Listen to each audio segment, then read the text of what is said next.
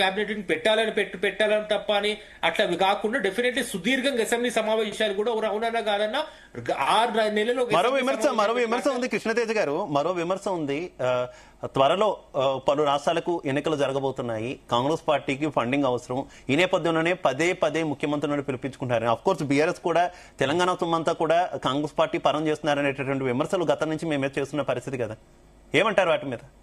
ఇప్పుడు మీరు electoral bonds వచ్చిన తర్వాత మీరు ఆర్టీ వేసుకోవచ్చు లేదా ఇంకోటి తెచ్చుకోవచ్చు, డిస్క్లోజ్ చేయదు. కానీ మీకు ఎన్నో పర్టికులర్ ఆర్టికల్స్ కూడా వస్తున్నాయి. బీఆర్ఎస్ ఒక రీజనల్ పార్టీ అయ్యి డెఫినెట్లీ 3rd లార్జెస్ట్ అండి ఎలక్టోరల్ బాండ్స్ లో. ఏం చెప్తారు, 10 సంవత్సరాల్లో ఒక పార్టీ, 100 సంవత్సరాలు ఉన్న పార్టీ ఒకటి, 50 సంవత్సరాలు ఉన్న పార్టీ ఇంకోటి, ఆ 2 నేషనల్ పార్టీతో సమాంతరంగా బీఆర్ఎస్ 10 సంవత్సరాలు 3rd largest party electoral bonds లో. ఏ రూపాన్ని వచ్చినాయి, ఎవరి నుంచి వచ్చినాయి అంటే వాళ్ళు సమాధానం చెప్పగలుగుతారా? ఎట్లా వచ్చినాయి, ఏం చూసి ఇచ్చినాయి అంటే సమాధానం చెప్పగలుగుతారా? జాతీయ పార్టీగా ఎందుకు విస్తరించాలంటే సమాధానం చెప్పగలుగుతారా అండి? కాబట్టి ఒక విషయం చెప్తున్నా, ఫండింగ్ అనే మాట మీరు ఎత్తినారు కాబట్టి ఫండింగ్ అనేది ఎవరు కూడా వ్యక్తులు చేయరండి. ఫండింగ్ డెఫినెట్లీ ఎలక్టోరల్ బాండ్స్ ప్రకారం చట్టానికి పరిధిలో పోవాలి, చట్టానికి ఖచ్చితంగా ఎవరు పోరు. ఇక చాలా మంది ఏంటిదంటే బట్టగాల్చి పని అని ఒక సామెత తెలంగాణలో. భూముల అంశాన్ని తెర మీదకి తెస్తున్నారు, భూముల అంశానికి తెర మీద తీసుకున్నారు. తెలంగాణ భూములను అక్రమంగా అమ్మి ఇక్కడ నుంచి మూటలు తీసుకెళ్లి ఢిల్లీకి ఇస్తున్నారు అనేది స్పష్టమైన ఆరోపణ బీఆర్ఎస్ చేస్తుంది. ఇప్పుడు మన చూడండి, తెలంగాణ భూములు అమ్మేసి వెళ్తే స్టాంప్ డ్యూటీ కట్టిన వాళ్ళ పేరు ఉండదా? నేను ఒక విషయం చెప్తున్నా, స్టాంప్ డ్యూటీ ఎవరు కట్టాలా? ఆ స్టాంప్ డ్యూటీ కట్టిన పేరే కదా మీకు రిజిస్టర్ అయ్యి ఉంటుంది. కంపెనీ కొన్నా లేకపోతే వ్యక్తులు కొన్నా మరి ఆ వ్యక్తి ఎక్కడో తెలియదా అండి? ఇవాళ ఆర్టీఐ మెకానిజం యాక్టివ్ గా పనిచేస్తుంది కదా, ఆర్టీఐ బాడీ ఉంది కదా, మరి వాళ్ళు కోర్టు మెట్టు తడితే బయట తెల్లదా? ఏం మాట్లాడుతున్నా? ప్రాక్టికల్ గా ఎవరు మాట్లాడటం లేదు. ఇదేంటంటే ఇక్కడ నుంచి ఎవడో ఫండింగ్ చేయాలా, ఫండింగ్ చేస్తేనే పార్టీ నడుస్తుంది, ఇక్కడ లేకపోతే కాంగ్రెస్ పార్టీ లేదు. మరి ఇన్ని సంవత్సరాలు కాంగ్రెస్ పార్టీ ప్రభుత్వంలో లేదు, మరి ఈ 2 ఏళ్ళే అయిన ప్రభుత్వంలో వచ్చి దాంట్లో ముందు పార్టీ నడవలేదా? కాబట్టి ఒక విషయం చెప్తున్నానండి, డెఫినెట్లీ ఏదైనా సరే దానికి ఒక ప్రూఫ్ లేకుండా మాట్లాడడం ఆ రోజు అలవాటు ఈ రోజు పొరపాటుగా మారింది. అందుకే మా ముఖ్యమంత్రి గారు పదే చెప్తారు, అసెంబ్లీ వేదికగా రండి, మీకు అసెంబ్లీలో కాన్స్టిట్యూషన్ లో శాంక్టిటీ కూడా గ్రాంట్ చేసింది, ఇమ్యూనిటీ గ్రాంట్ చేసింది. డెఫినెట్లీ ఏది కూడా మీరు కోర్టులోకి పోకుండా డెఫినెట్లీ ఉంటే నాతో మాట్లాడి బాగా సమాధానం చెప్తాను. ముఖ్యమంత్రి ఎదుర్కోలేని ప్రతిపక్ష నాయకులు ఇవాళ వచ్చేసి డెఫినెట్లీ దత్తాత్రేయ గారు ఏమంటారు? మాట్లాడితే దత్తాత్రేయ గారు దీని మీద ఏమంటారు? మీరు చేస్తున్నటువంటి ఆరోపణలకు సంబంధించి కృష్ణతేజ్ గారు ఈ తరహా సమాధానం ఇస్తున్నటువంటి పరిస్థితి, వేగ్గా ఆరోపణలు చేస్తున్నారు, ఏదో మూటను మోస్తున్నారు అనేది చాలా వేగ్గా నోటికి వచ్చింది ఆరోపణలు చేస్తున్నారు అనే తరహాలో ఆయన చెప్తున్నారు. గుమ్మడికాయల దొంగ ఎవరంటే భుజాలు తడుముకున్నట్టుగా కళ్ళ ముందర దొంగతనం చేస్తున్నటువంటి వ్యక్తి పిల్లి ఇన్ని రోజులు కళ్ళు మూసుకొని పాలు తాగుతుందండి. తెలంగాణలో సామెతలు మాకు కూడా బాగా తెలుసు, ఎవరు ఏం చేస్తున్నారు అనేటువంటి తెలంగాణ ప్రజలకు అర్థమైతా ఉంది. రేవంత్ రెడ్డి గారు తెలంగాణ ప్రజలకు పిసిసి ప్రెసిడెంట్ గా ఉన్నప్పుడు ఇచ్చిన మాట, నేను ముఖ్యమంత్రిగా లేకపోతే కాంగ్రెస్ పార్టీని మీరు ఈ రాష్ట్రంలో అధికారంలోకి తీసుకొస్తే నేను మీకు ఇవ్వాల్సినటువంటి హామీలు ఇవి అని అతిపెద్ద సామాజిక వర్గాలైనటువంటి రైతులని కావచ్చు, నిరుద్యోగులని కావచ్చు, మహిళలని కావచ్చు, ఇవాళ బీసీలని కావచ్చు, ఈ 4 సామాజిక వర్గాలని నట్టేట ముంచి ఏ ఎన్నికలు వచ్చినా కూడా ఆ తర్వాత వచ్చినటువంటి పార్లమెంట్ ఎన్నికల్లో దేవుళ్ల మీద ఒట్టేసి హామీలన్నింటినీ గట్టుకు పడేసిండు. మనం చాలా స్పష్టంగా చూసినాం. ఆదిలాబాద్ పోతే సరస్వతి మీద, నల్గొండ పోతే నరసన్న మీద, భద్రాద్రికి పోతే రామన్న మీద ఒట్లేసుకుంటా నేను నెరవేర్చకపోతే ఈ దేవుని మీద ఒట్టు, నన్ను నమ్ముండ్రి అని చెప్పేసి దేవుళ్ళని కూడా రాజకీయాలకు తీసుకొచ్చి ఓట్లు వేయించుకుని అధికారంలోకి వచ్చిండు. వచ్చిన తర్వాత ఆ నాయకుడికి ఎంత చిత్తశుద్ధి ఉండాలండి? ఏదైనా ఒక నాయకుడికి ఒక హామీ ఇచ్చేటప్పుడు ధైర్యం కావాలండి. ఆ ధైర్యం ఉంటేనే నువ్వు నెరవేర్చగలుగుతున్నటువంటి నమ్మకం ఉంటేనే నువ్వు ఇలా హామీలు ఇవ్వాల్సినటువంటి పరిస్థితి. ఇవాళ కూడా సుప్రీంకోర్టు చాలా స్పష్టంగా తమిళనాడు హామీల విషయంలో క్లియర్ గా చెప్పింది, ఇట్లా ఉచిత హామీలు ఇచ్చుకుంటూ పోతే మీరు అసలు దేనికి మీరు సంకేతంగా నిలబడతా ఉన్నారు అని చెప్పేసి హామీ ఇచ్చింది. ఇవాళ మేము బీఆర్ఎస్ పార్టీగా తెలంగాణ రాష్ట్ర ప్రజలకు కొన్ని హామీలు ఇచ్చినాం. రైతులకు మేము రైతు బంధు ప్రవేశపెట్టినాం, అది ఆదర్శంగా ఉంది అని చెప్పేసి దేశం మొత్తం కూడా గర్వించదగ్గ బీజేపీ పార్టీ కూడా ఇవాళ దేశంలో ఆ రైతు బంధు పథకాన్ని తీసుకొచ్చింది కిసాన్ సపోర్ట్ రూపంలో. అట్లాగే వెస్ట్ బెంగాల్ లాంటి రాష్ట్రాలు కూడా ఇవాళ తీసుకొచ్చినాయి. నేను అనేది ఏంటంటే, మీరు ఒక హామీని ప్రవేశపెట్టి ఒక హామీని ప్రజలకు ఇచ్చి దాన్ని పక్కన పెట్టేసి దాని చాటున తెలంగాణ ప్రజల సొమ్ము, ఇవాళ మూసీ రీజ్యువనేషన్ ప్రాజెక్ట్ అనేటువంటిది మేనిఫెస్టోలో లేదండి. మేనిఫెస్టోలో లేని ప్రాజెక్టును తీసుకొచ్చి 1,50,00,000 కోట్లు ఖర్చు అవుతుందని చెప్పేసి ఏ ప్రాతిపదిక 1,50,000 కోట్లు ఖర్చు అవుతుందండి? ఒక డిపిఆర్ కూడా ఇప్పటి వరకు రెడీ చేయని ప్రాజెక్టుకు ముఖ్యమంత్రి గారేమో 1,50,000 కోట్లు అంటారు, సహచర మంత్రులు ఏమో 1,00,000 కోట్లు అంటారు. అంటే ఏమనుకుంటున్నారండి? నాకు అర్థం కాదు. మళ్ళీ ఏ నిర్ణయం అయినా కూడా మాట మాట్లాడితే ఢిల్లీలో పోయి తీసుకోవాలా, దానికి రాహుల్ గాంధీ గారి ఆమోద ముద్ర ఉండాలా అంటారు. తెలంగాణ ప్రయోజనాల కోసం, తెలంగాణ ప్రజల కోసం నిజంగానే మీకు చిత్తశుద్ధితో మంచి చేయాలనేటువంటి ఆలోచన ఉంటే why the Delhi decisions are finalised? Delhi decisions party high command ఢిల్లీలో ఉంది కదా, ఢిల్లీ డిసిషన్స్ ఎందుకంటే అట్లా కాదు దత్తాత్రేయ గారు మీ పార్టీ రాష్ట్ర స్థాయి పార్టీ, ఏ జిల్లా స్థాయి నాయకుడైనా సరే దేనికైనా సరే హైదరాబాద్ ఎందుకు వెళ్ళాలి, హైదరాబాద్ లో డెసిషన్ ఎందుకు తీసుకోవాలి, జిల్లాలో నిర్ణయం తీసుకోలేరా, మన జిల్లా ముఖ్యం కాదా అంటే ఎట్లా ఉంటుంది? పొరపాటు అవుతున్నారు. వినండి, శ్యామ్ సుందర్ గారు చాలా స్పష్టంగా చెప్పారు. పార్టీ నిర్ణయాలు అయితే రేవంత్ రెడ్డి గారు ముఖ్యమంత్రిగా వెళ్ళట్లేరు, ఒక పార్టీ కార్యకర్తగా వెళ్తున్నారని పార్టీ రిప్రజెంటేటివ్ గా తేజ గారు కూడా చెప్పారు, కృష్ణ తేజ గారు కూడా చెప్పారు. నేనేమంటున్నా, నువ్వు ముఖ్యమంత్రి హోదాలో వెళ్తున్నప్పుడు కేంద్ర మంత్రులను కలిసి ఏమైనా తీసుకొచ్చినావా అంటే లేదా, జీరో. కొత్త ప్రాజెక్టులు లేవు బీజేపీ నుంచి, లేకపోతే ఆ ప్రభుత్వం ఇచ్చినటువంటి బడ్జెట్ లో కూడా తెలంగాణ రాష్ట్రానికి గుండుస్తున్నా. నేను అనేది ఏంటంటే, ముఖ్యమంత్రి గారు రాహుల్ గాంధీ గారిని కలిస్తే పోనీ ఇవాళ తెలంగాణ ప్రజలకు నేను కొన్ని రాజ్యాంగబద్ధమైనటువంటి నిర్ణయాల్లో కొన్ని కేంద్ర ప్రభుత్వం తీసుకోవాల్సినవి ఉన్నాయి, అవి అట్లాంటి వాటిలో బీసీల రిజర్వేషన్ అంశం ప్రధానమైనది. ఈ అంశం మీద రాహుల్ గాంధీ గారు ఏ రోజైనా తన చిత్తశుద్ధిని నిరూపించుకున్నాడా? నిరూపించుకోలేదే. పార్లమెంట్ లో మాట్లాడడానికి సమయం తీసుకున్నాడా? తీసుకోలేదే. మరి రేవంత్ రెడ్డి గారు రాహుల్ గాంధీ గారిని కలిసి ఏంటి ప్రయోజనం? తెలంగాణ ప్రయోజనాల గురించి మాట్లాడని రాహుల్ గాంధీ, తెలంగాణలో ఉన్నటువంటి బీసీల రిజర్వేషన్ల పెంపు గురించి ప్రశ్నించని రాహుల్ గాంధీ, మోడీ గారిని ప్రశ్నించని రాహుల్ గాంధీ, మాకేం అవసరం అండి తెలంగాణ ప్రజలకు? రేవంత్ రెడ్డి గారికి యాజ్ ఏ పార్టీ లీడర్ గా అవసరం కావచ్చు, కానీ తెలంగాణ చీఫ్ మినిస్టర్ గా నీకు తెలంగాణ ప్రజల అవసరం. నువ్వు ఈ ప్రజలకు ఇచ్చినటువంటి హామీలు నెరవేర్చాల్సిన బాధ్యత ఉంది. వీఆర్ డిమాండింగ్ రేవంత్ రెడ్డి గారు, please stop to go Delhi. Please, ఇక్కడ మీరు కమిట్ అయినటువంటి కొన్ని హామీలు ఉన్నాయి. 100 రోజుల్లో ఇస్తామని చెప్పిండ్రు కదండి. 100 రోజుల్లో ఇస్తామని హామీలు ఎందుకు గంపగుత్తగా తీసుకుపోయి మూసీ నదిలో వదిలేసినావు? ఆ హామీలు ఎవరు నెరవేర్చాలా? మహిళలకు ఎవరు 2,500 రూపాయలు లెక్క కడితే 2.5 years కి ఒక్కొక్క మహిళకి ఎన్ని డబ్బులు అవుతాయి? వృద్ధులకు, వికలాంగులకు పెంచిన పెన్షన్స్ ఎన్ని డబ్బులు అవుతాయి? ఇవాళ రైతులకు ఇస్తామనేటువంటి ఆ బోనస్ డబ్బులు ఎన్ని రూపాయలు అవుతాయి? ఇవన్నీ ఎగవేతలే కదా.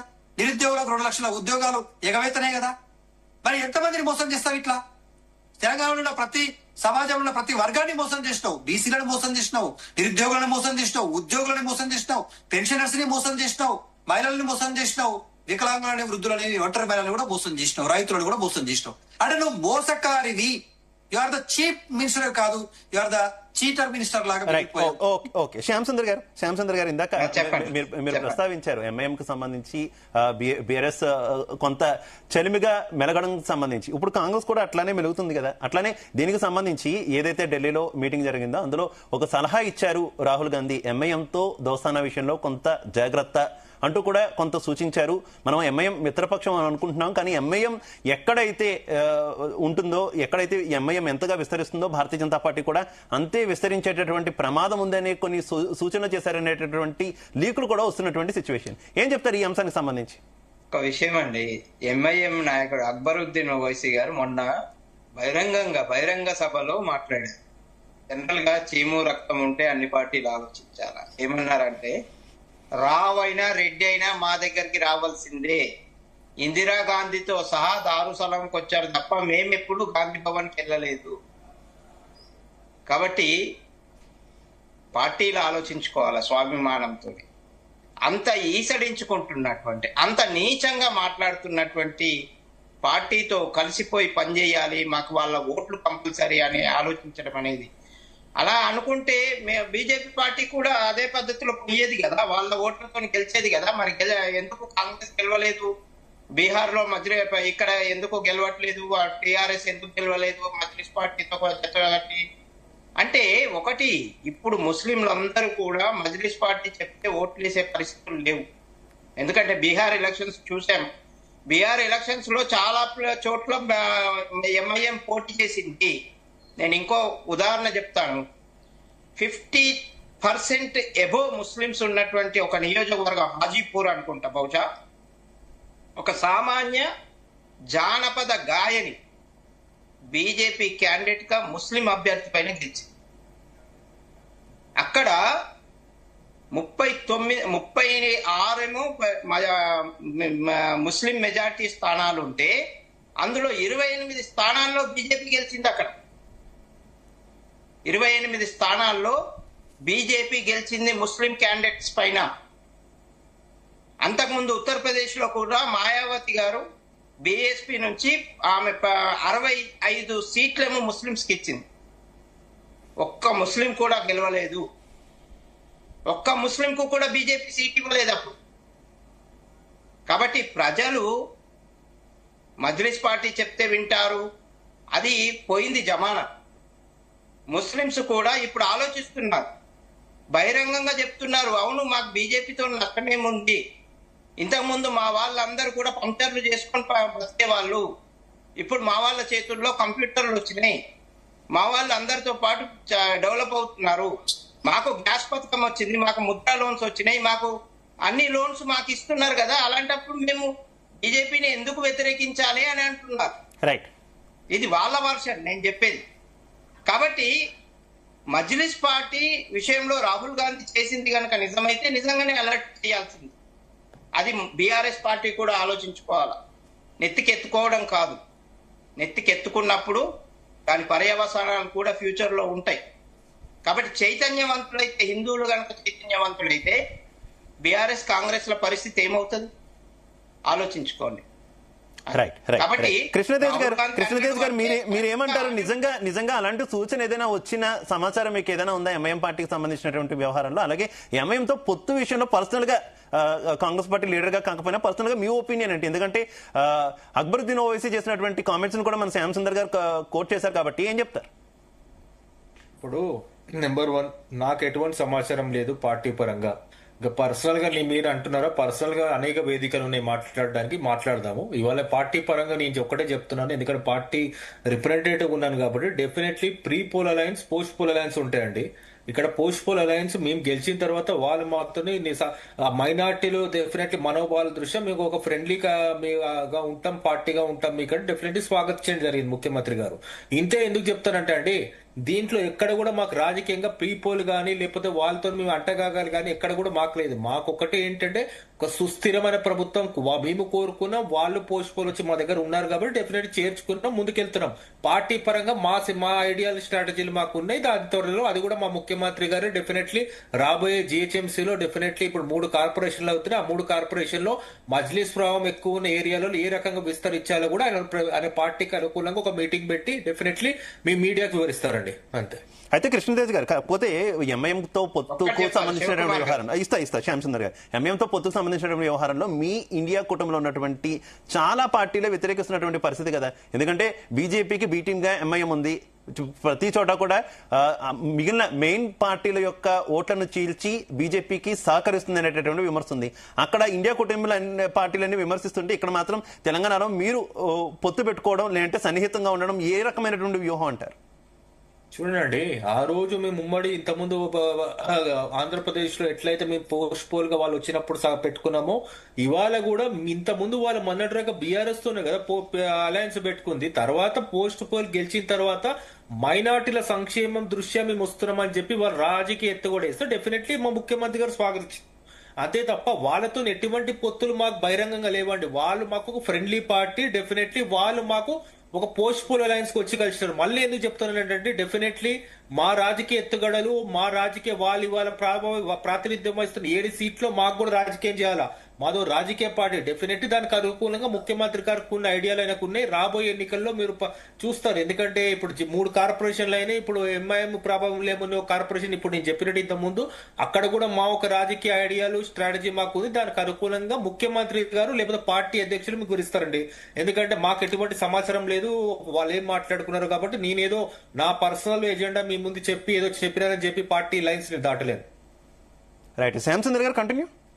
అయితే ఇక్కడ ఒకటండి, నాకు ఆశ్చర్యం అనిపిస్తుంటది అప్పుడప్పుడు అసెంబ్లీ సమావేశాలు చూస్తుంటే. అక్బరుద్దీన్ ఓవైసీ గారు తెలంగాణలోనే పుట్టి పెరిగిన వ్యక్తి, ఆయనకు తెలుగు రాదా, అర్థం కాదా? ఇప్పటి ముఖ్యమంత్రి, గతంలో ముఖ్యమంత్రి ప్రత్యేకంగా హిందీలో వచీరాని హిందీలో మాట్లాడుతుంటారు ఆయన కోసం. అంటే మిగతా అసెంబ్లీ సభ్యులందరికీ హిందీ వచ్చేసినట్టేనా? అంటే ఒక్క అభ్యర్థి కోసం మీరు భాష కూడా మార్చేసుకుంటారు. తెలుగులో మాట్లాడితే ఆయనకు అర్థం కాదా అక్బరుద్దీన్ ఓవైసీ గారికి? కాబట్టి ఎంతగా మీరు ఇది చేస్తున్నారు, ఎంతగా ఆయనను అందరం ఎక్కిస్తున్నారు మీరు ఇండైరెక్ట్ గా. ఆయన బలం ఉందా లేదా, పార్టీకి బలం ఉందా లేదా దేవుడికి ఎరక. కానీ ఆయన కోసము అసెంబ్లీలో ముఖ్యమంత్రులు భాష మార్చుకుంటున్నారు. భాష మాట్లాడడం రాకపోయినా తడబడుతూ కూడా మంచి ఆయనకు అర్థమయ్యే రీతిలో చెప్పడానికి ప్రయత్నం చేస్తున్నారు. ఒక్క సభ్యుడి కోసం మిగతా అందరు సభ్యుల భాషను మార్చేస్తున్నారు. కాబట్టి అర్థం చేసుకోండి పరిస్థితులు ఎట్లా పోతున్నాయి. కాబట్టి మజ్లిస్ పార్టీ అన్నది అంటే రావైనా రెడ్డి అయినా మా మీటింగ్ చూడండి, వీడియో ఇట్లా చూపెడుతున్నాడు కిందికి, అంటే దాని అర్థం ఏంటి? కాళ్ళ దగ్గరికి రావాల్సిందే అని కాదా? అది ఎంత స్వాభిమానానికి సంబంధించిన విషయం, అభిమానానికి సంబంధించిన విషయం. అలాంటి పార్టీతో అంటగట్టి ఏం శాశ్వతంగా ఏం సాధిస్తారు? వాళ్ళు ఉన్నది కొన్ని స్థానాల్లో ఉన్నారు. నేను పార్టీ పరంగా వాళ్ళు ప్రజాస్వామ్య బద్ధంగా ఉంటే నేను అసలు ప్రశ్నించేవాడిని కాదు. కానీ బహిరంగ వేదికల పైన ఇలాంటి వ్యాఖ్యలు చేసి పార్టీల పరంగా కూడా ఆలోచించకుండా రావైనా రెడ్డి అయినా మా దగ్గర రావాల్సిందే. మేము గాంధీ భవన్ కు పోలేదు ఎప్పుడు. ఇందిరాగాంధీ వచ్చింది దారుసలాంకు, రాజీవ్ గాంధీ వచ్చింది అని బహిరంగంగా చెప్పాడు ఆయన. రాజీవ్ గాంధీ వచ్చారు అని చెప్పేసి. Right, okay. అంటే ఇది ఎంతవరకు సంతుష్టీకరణ అనేది ఆయనను ఫేవర్ చేసుకోవడం, ఆయనను ఫేవర్ చేసుకుంటే ముస్లింలు అందరూ గంపగుత్తగా ఓట్లేస్తారని భ్రమల్లోకి వెళ్ళిపోవడము అనేది ఎంతవరకు కరెక్ట్ ఆయా పార్టీలు ఆలోచించుకోవాలి. Right, okay. దత్తాత్రేయ గారు కంక్లూడ్.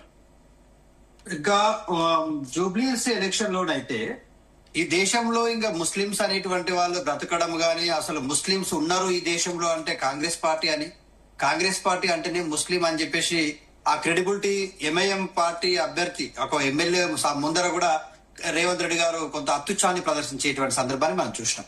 సో ఎనీవే ఏది ఏమైనా కూడా అది స్ట్రాటజీలో భాగంగా మాట్లాడుకున్నారా, మైనారిటీ ఓటు బ్యాంక్ ఎక్కువ ఉందని చెప్పేసి దిగజాడు రాజకీయాలు చేశారా, అది తెలంగాణ సమాజం మొత్తం చూసింది. ఒక్క ఎన్నికలో గెలవడం కోసం పడినటువంటి నానా ఇబ్బందులు గాని, చేసినటువంటి నానా తతంగాలు గాని తెలంగాణ సమాజం మొత్తం చూసింది. ఇంకొకటి మాత్రం చాలా క్లారిటీగా చెప్తుంది. తెలంగాణ రాష్ట్రంలో భవిష్యత్తులో గుర్తుపెట్టుకోండి మీరు శివకుమార్ గారు, తెలంగాణ రాష్ట్రంలో భవిష్యత్తులో ఈ రాష్ట్ర ప్రయోజనాలు నెరవేరాలంటే, ఈ రాష్ట్ర ప్రజలకు ఏదైనా గాని, అటు సంక్షేమ పథకం గాని, ఇటు అభివృద్ధి పథకాలు గాని, మేము 9.5 years లో మేము